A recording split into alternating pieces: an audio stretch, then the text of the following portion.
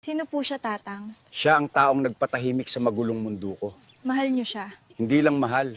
Siya ang hugis ng paninindigan ko. Huwag mong pilitin, pakinggan mo yung luwad. Bakit parang may kwento talaga siya? Kasi bawat hugis, may pinanggalingan.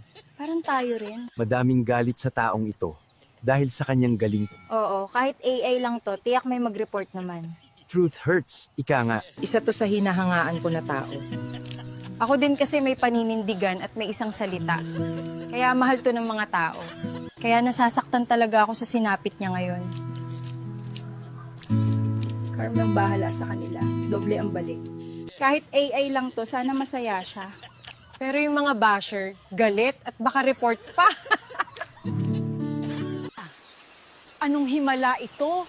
Paano nangyari ito? Ito na ba ang alamat? So,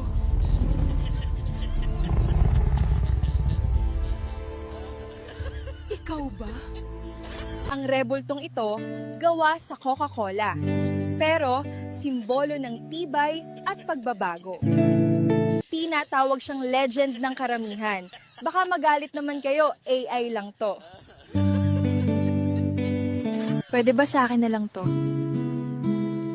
Basta ingatan mo to. Sa mga basher, iyak naman.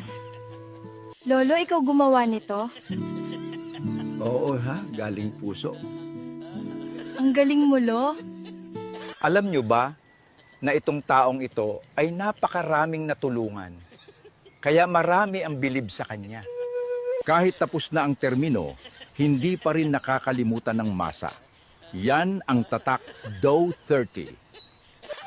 May magagalit na naman kahit AI lang to. Masakit ba sa mata? Okay. Grabe, may rebulto sa gitna ng gubat. Kilala niyo ang bato? Paki-comment naman. Aga mo? Hala, si Dow 30, yan ang alamat sa ating bansa.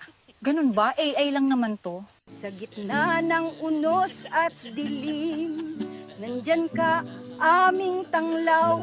Sa iyong mga salamat, Duterte, sa iyong malasakit, paglilingkod na walang kapantay. Kayo, suportado nyo pa rin ba siya? Kaya nyo ba siyang ipagmalaki at ipagtangol sa ibang tao? Ito lang masasabi ko sa inyo, mahal na mahal ko ang taong ito. Dahil sa kanyang prinsipyo at talino. Nagpapasalamat talaga ako sa taong ito dahil sa pre-college tuition, sa panahon niya nakapagtapos ang anak ko. Tapos sasabihin na naman na iba dyan na hindi daw si Dow 30 ang gumawa.